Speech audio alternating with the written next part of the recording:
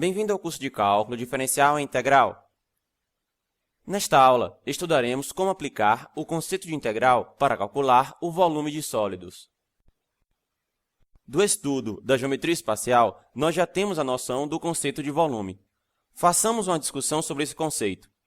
Considere uma região plana qualquer, como ilustra a figura abaixo. Vamos chamar essa região de base. Se, entre aspas, nós empilhamos várias dessas regiões até uma certa altura h, nós obtemos o sólido ilustrado na figura abaixo. Dos conhecimentos de geometria espacial, sabemos que o volume desse sólido será dado pela relação volume é igual a área da base vezes altura.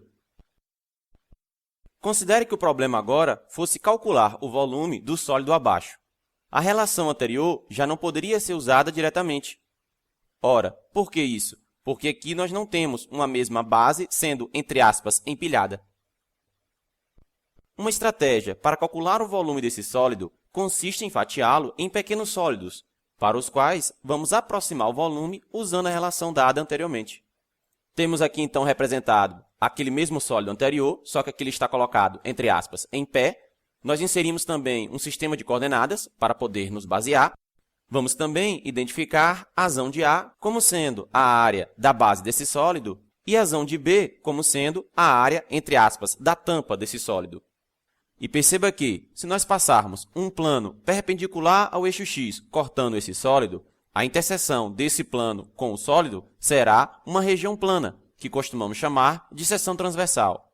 Se identificarmos por A de x a área dessa região plana, e se nós, entre aspas, empilharmos essa região um pouco até uma certa altura, ΔX, poderemos então calcular o volume desse pequeno sólido usando a relação dada anteriormente. Ou seja, note que o volume V barra do sólido pequeno pode ser calculado por V barra é igual a A de x vezes ΔX. Ora, note que se nós fatiarmos esse sólido e calcularmos o volume aproximado para cada uma das fatias, se somarmos esses volumes, no final, teremos uma aproximação para o sólido inteiro. Vejamos agora a definição para o volume de um sólido usando o conceito de integral. Considere um sólido S posicionado entre os planos x igual a A e x igual a B. Seja a zão uma função contínua definida no intervalo de A até B, de modo que a zão de x representa a área da seção transversal de S perpendicular ao eixo x no ponto x pertencente ao intervalo AB. Divido o intervalo em n subintervalos, xi, xi mais 1, sendo que x0 é igual a e xn é igual a b. Considere que ΔXi igual a xi mais 1 menos xi é o comprimento desse subintervalo. Tome qualquer número x barra i dentro desse subintervalo. O volume de S será dado por V é igual a o limite do máximo ΔXi indo para zero, do somatório de i começando em 0 até n-1, de a zão de x barra i vezes ΔXi. Ora, mas lembrando do conceito de integral definida, isso vem a ser a integral de a até b de a zão de x vezes dx. Perceba que com essa definição, nós transformamos o problema de calcular o volume de um sólido em um problema de calcular uma integral definida. Além disso, vale destacar que em cursos mais avançados de cálculo, podemos provar que não importa como o sólido S está posicionado em relação ao eixo x, nós sempre vamos obter o mesmo volume. Em outras palavras, não importa como nós fatiamos o sólido S, mesmo que as seções transversais paralelas do sólido S não sejam perpendiculares ao eixo x, ainda assim nós obtemos o mesmo volume V. Vejamos um exercício. Calcule o volume de uma esfera de raio 2uc. Lembre-se que o c significa unidade de comprimento, ou seja, pode representar centímetro, metro, quilômetro, qualquer outra unidade de comprimento. Bem, dos conhecimentos de geometria espacial, nós já sabemos que o volume de uma esfera é 4/3 de πr ao cubo. Se aplicamos nessa fórmula o valor de r sendo 2, vamos obter 32π sobre 3. Vejamos como obter esse mesmo resultado aplicando o conceito de integral. Primeiro, vamos posicionar essa esfera de forma conveniente, com seu centro na origem do sistema, como ilustra a figura abaixo. Então, temos aqui uma esfera de raio 2 e, além disso, estamos ilustrando também uma seção transversal para essa esfera, de modo que essa seção transversal é perpendicular ao eixo x. Note que cada seção transversal é um círculo de raio y. Além disso, aplicando o teorema de Pitágoras nesse triângulo retângulo que está aqui ilustrado, vamos ter que y é igual a raiz de 2 ao quadrado menos x ao quadrado, que é igual a raiz de 4 menos x ao quadrado. Fica evidente que se mudarmos a posição x dessa seção transversal, iremos também alterar o valor desse raio y. Entretanto, sempre valerá essa relação, y igual a raiz de 4 menos x ao quadrado. Bem, a área de cada seção transversal será dada por A igual a π de y ao quadrado. E isso vai ser igual a π que multiplica a raiz de 4 menos x ao quadrado, isso tudo elevado ao quadrado. E como esse valor 4 menos x ao quadrado será sempre um número positivo, já que x vai variar entre menos 2 e 2, então podemos simplificar a raiz quadrada com essa potência elevada ao quadrado, e no final ficamos apenas com π que multiplica 4 menos x ao quadrado.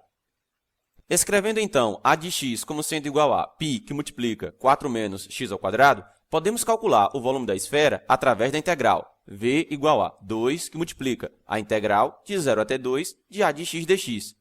Perceba que aqui, quando integramos de 0 até 2, estaríamos calculando apenas o volume de metade da esfera. Por isso, multiplicamos por 2 toda a integral. Bom, substituindo agora as informações que nós temos, isso vai ser igual a 2 que multiplica a integral de 0 até 2 de π que multiplica 4 menos x ao quadrado dx. Resolvendo essa integral, facilmente obtemos que isso vai ser 2 que multiplica, e entre colchetes, π que multiplica 4x menos x ao cubo sobre 3, e isso deve ser avaliado de 0 até 2. Utilizando o teorema fundamental do cálculo, vamos calcular toda essa expressão para x igual a 2 e subtrair desse resultado o valor dessa expressão para x igual a 0. No final, vamos obter que isso é igual a 32π sobre 3, o v. O v representa aqui unidade de volume. Perceba que esse resultado é igual ao valor que tínhamos discutido no início da resolução, quando aplicamos apenas um conhecimento prévio de geometria espacial. Vejamos agora um outro exercício. Calcule o volume do sólido obtido pela rotação em torno do eixo x da região R, delimitada pelos gráficos das funções f de x igual a 2 que multiplica x mais 1, isso tudo, sobre 5, e g de x igual a raiz de x. Primeiro, precisamos determinar a região R. Fazendo um esboço dos gráficos das funções, obtemos a figura abaixo. Temos aqui, então, um sistema de eixos. Aqui está representado o gráfico da função f, que é uma reta, e aqui está representado o gráfico da função g, que é esta curva. Percebemos pelo esboço que esses gráficos se interceptam no ponto x igual a A e x igual a B, e que a região R é essa aqui em destaque. Vamos primeiro determinar o valor desse ponto A e desse ponto B. Para determinar os pontos de interseção entre os gráficos, precisamos resolver a equação f de x igual a g de x. Desse modo, temos que 2 que multiplica x mais 1 sobre 5 é igual a raiz de x. Elevando ao quadrado ambos os membros dessa equação, ficamos com 2 que multiplica x mais 1, isso tudo, sobre 5 elevado ao quadrado, é igual a raiz de x elevado ao quadrado. Fazendo as devidas simplificações e desenvolvendo essa equação, no final ficamos apenas com 4x ao quadrado menos 17x mais 4 igual a 0. Resolvendo essa equação, facilmente obtemos que as soluções são x igual a 1/4 e x igual a 4. Ou seja, lembrando da figura, nós temos que A vale 1/4 e B vale 4. Façamos agora a rotação da região R em torno do eixo x. Nós obtemos, assim, o sólido ilustrado na figura abaixo. Percebemos que esse sólido se assemelha com algo como um copo. Aqui nessa segunda figura está destacado uma seção transversal desse sólido perpendicular ao eixo x. E aqui, essa mesma seção transversal vista de frente. Note que cada seção transversal é uma coroa circular, de raio externo G e raio interno F.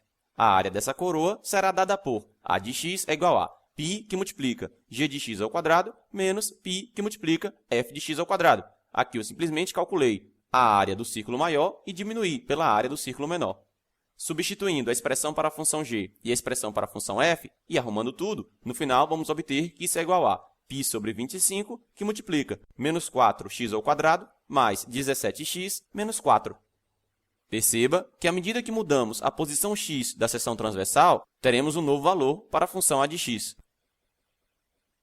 Podemos, então, calcular o volume do sólido através da integral v é igual a integral de 1/4 até 4 de π sobre 25, que multiplica menos 4x ao quadrado mais 17x menos 4 dx. Resolvendo essa integral, vamos obter π sobre 25, que multiplica menos 4x ao cubo sobre 3, mais 17x ao quadrado sobre 2, menos 4x, e isso tudo deve ser avaliado em 4 e em 1/4.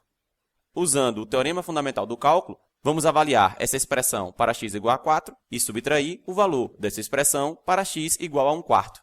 No final, vamos obter que isso é 45π sobre 32 UV, unidade de volume. Isso significa que, se quiséssemos construir esse sólido, iríamos gastar essa quantidade de volume de material. Por exemplo, considerando que esse sólido fosse um copo e nós queremos construir esse copo com vidro, nós gastaríamos esta quantidade de volume de vidro para construir esse copo. Essa aula termina aqui. Eu espero você no próximo vídeo.